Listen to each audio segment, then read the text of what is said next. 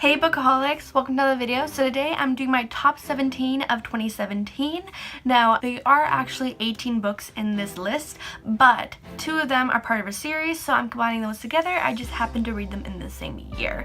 So that is what's going to happen, and the list here, it's not generally that I like the 17th less or anything like that. The top 3 are definitely my highest, but after 3, it's just I happen to put them in that order. So yeah, don't take it to heart or anything. It's not that the 17th is my least favorite, it's just that happen to be where the order is. So yeah, but let's get into my top 17 of 2017. So the number 17 book would be When It's Real by Aaron Watt. This one I read as an audiobook and I really did enjoy it. It's pretty much about a girl who gets chosen to be the PR girlfriend for a very famous singer who is kind of getting a reputation, and they kind of want to fix that reputation so they can sell his new album that's going to be coming out soon. So that's pretty much what this one follows, and it sounds really cliche, but it's actually really good. I really enjoyed it. It was just a fun read and I would highly recommend it. So it's my top 17. Number 16 is Letters to the Lost by Bridget Kremer. Now this one was a really well done as well. It was also a audiobook for me. So this one, it pretty much followed a girl who just lost her mom. She was very close. She went to her grave almost every day, or once a week. I can't quite remember how often she went, but she always wrote her mom a letter and she just left it on the grave. And every time she went back, it would be gone, but it would just be cleaned up. But one day the letter is responded to and she feels quite violated, and she responds back, and they kind of create this like response back and forth through that, and then eventually they get into an email and all that kind of stuff. So this one was really cute, really emotional as well. And I really did enjoy this one, and I would highly recommend it. My top 15 would be Autobiography by Christina Lauren. I really enjoyed this book. The person who actually brought me aware to this was Haley from Isabel&Books, and she described it as a mixture of Fangirl and Simon versus the Homo sapiens agenda. And as you know, those are some of my top books, and I just had to pick this one up, and it did not disappoint at all. I really enjoyed this one. This one is pretty much about a boy who moves from like an LA type of place. I think he was from LA, I can't quite remember, but he moves to this really small town that is full of Mormons. He feels kind of uncomfortable. He's been there for about 3 years, and he ends up going to this classroom where they write a novel in 4 months. It's really cute. He ends up getting a crush on the teacher's aide, and it goes down from there, and it's really cute. I really enjoyed it, and it's just a lot of emotion, and I really liked learning about the Mormon culture and religion. So I really enjoyed it, and I would highly recommend this one. My number 14 book would have to be My Lady Jane by Brody Ashton, Jody Meadows, and Cynthia Hand.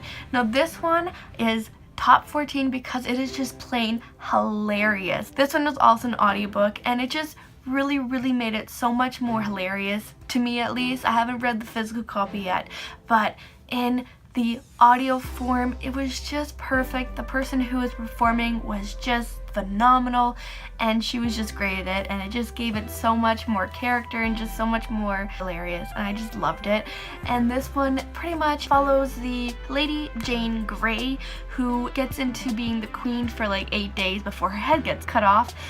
And they pretty much just wreck that whole history, and they just bring in some magic, they bring in some really ridiculous stuff. Sorry if I'm on a different angle, my camera just decided to not work for a second and just stop recording, so I am very sorry, but if I'm on a different angle, that's just what happened. Yeah, so My Lady Jane is just hilarious. It was so great, and I just loved it, and yeah, it was such a great read. It was my first audiobook, and it really just brought to home of how great audiobooks can be.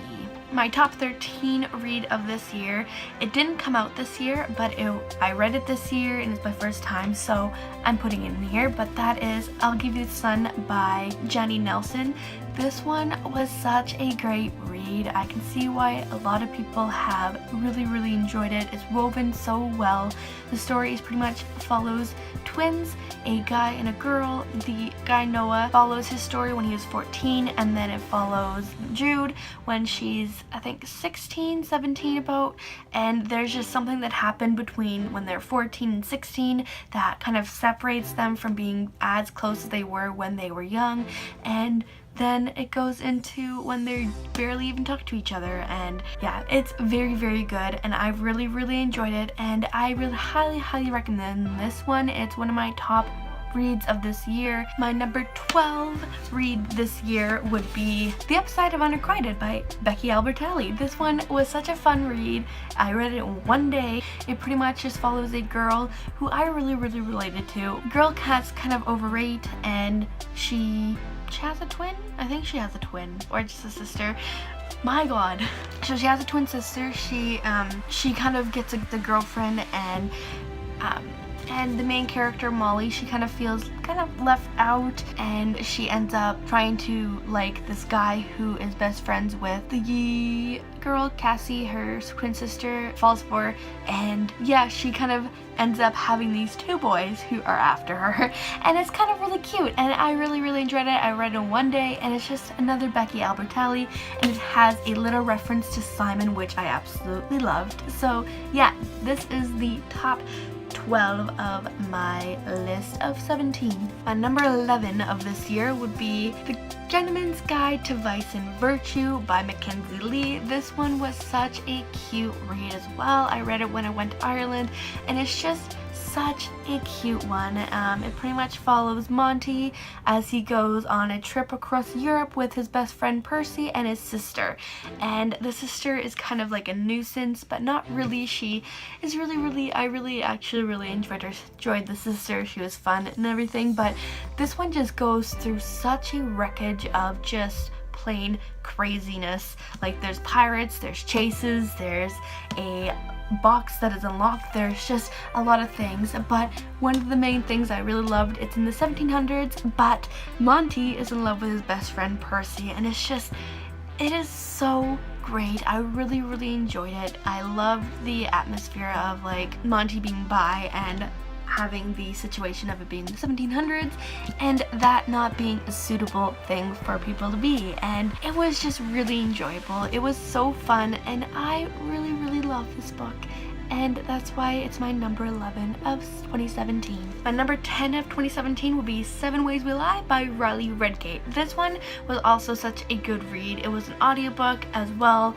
and I just really loved how there were 7 different performances for the 7 different characters, and just how different they were, and just how all their stories were woven around this big scandal of teacher and student relationship, and it was so good, and I really enjoyed it. My number 9 favorite of this year would be They Both Die at the End by Adam Silvera. This one was such a fun read as well. A lot of these were a lot of fun, but this one was especially just really interesting because it follows 2 characters who have been given the call from Deathcast, and we're told that they're gonna be dying in the next 24 hours.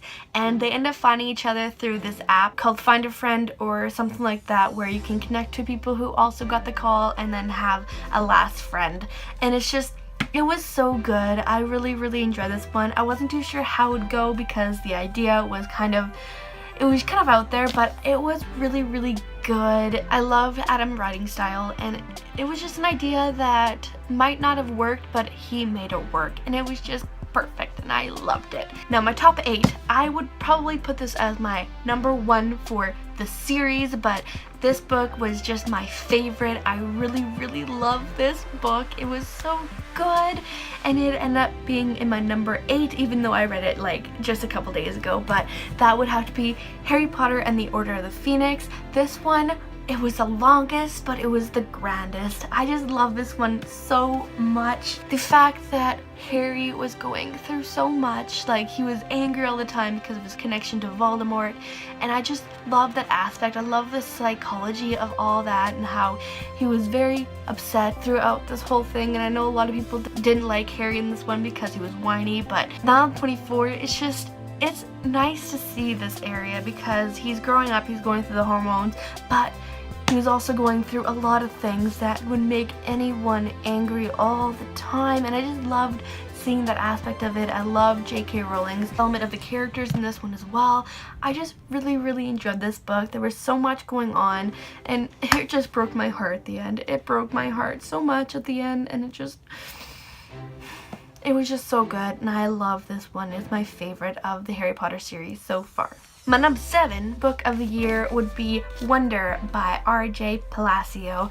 This one was so good. I love the audiobook. It really connected to me, made me really care for Augie, and just love this story. I watched the movie, and the movie is just so good too. It follows the book so well, and it's just, I love seeing this representation of a kid who has a facial deformity, who can't really blend in and has to stand out, and it's just so good. It's just so good, and I highly recommend this one. My number 6 of 2017 would be If I Was Your Girl by Meredith Russo. This one was so well done as well. I really enjoyed it. Like, I loved it. I read it as an audiobook, but I had to buy it as this because it was just that good. So it pretty much follows a girl who goes through the transition from male to female because she's a transgender. She ends up moving to where her father lives and starts a new school and not revealing that she's transgender, and it's just really good. I don't know what else to say about it because you should read this just not really knowing too much about it. It's so good, and I really enjoyed the audiobook, and I can't wait to read it in physical form. My number 5 top one of this year would be History's Always Left Me by Adam Silvera. This one also wasn't released in 2017, but I had to add it in here because it was just perfect. It made me so emotional. Like, I cried throughout this whole book. Like, literally, I started tearing up in like the first few chapters. I was crying, and even like when I finished it, I was crying when I was thinking about it. It was that emotional. It was just perfect. I loved it so much. It broke my heart, but it repaired it at the end, and it was one of my favorites. It follows Griffin, who falls in love with his best friend, and then his boyfriend ends up moving to LA, and they kind of break up, but they still contact each other, and his ex-boyfriend ends up getting a new boyfriend, and it just goes through that, but then the ex-boyfriend dies, and it is so emotional. It is so emotional. It goes back and forth from before his death to after his death, and it's just perfect.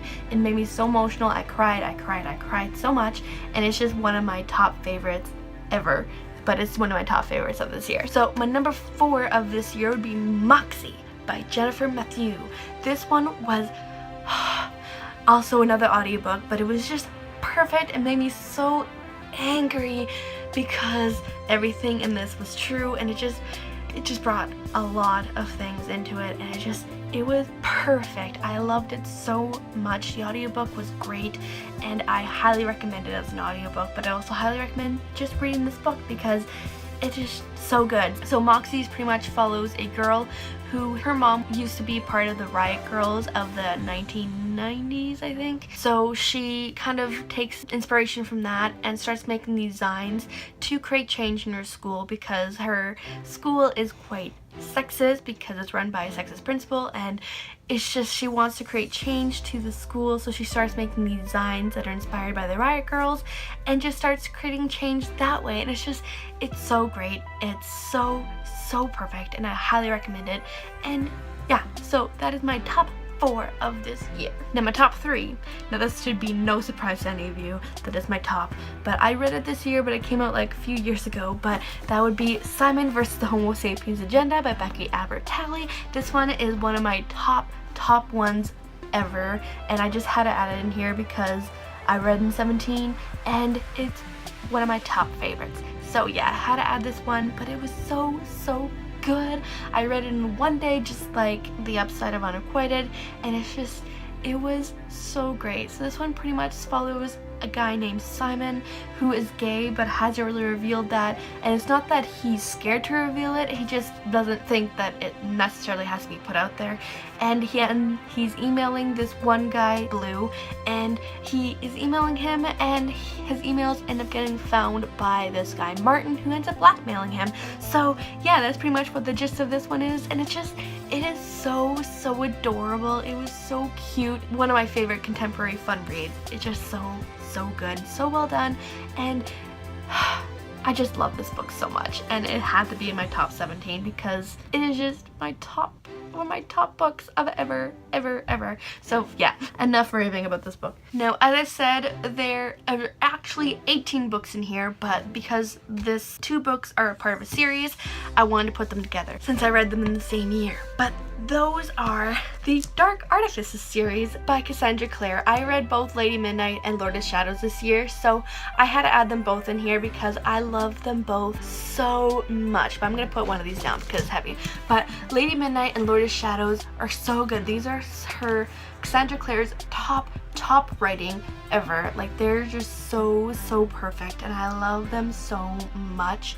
Her writing style has gone so much better. Her story has just like build up. Like, the Shadow World is just so impressive and so built and just perfect, and I just love it. I'm so glad she's continued writing in this world, and I just loved both Lady Midnight and Lord of Shadows, and they're just perfect. And yeah, so Lady Midnight pretty much follows Emma a few years after City of Heavenly Fire, and it follows her kind of trying to get revenge on her parents, and there's these things coming out like deaths of people having writing just like her parents did, and she tries to investigate this, and it's so good, it's so perfect, and I just love it, and you just have to read this. Just read it, it's so good. So those are my top 2 of this year. Now, my number 1 of 2017, which since you haven't seen it yet, you probably already guessed what it's going to be, but that one is The Hate You Give by Angie Thomas. This one had to be number 1 because it is my number 1 favorite ever, so it has to be my number 1 of 2017 as well.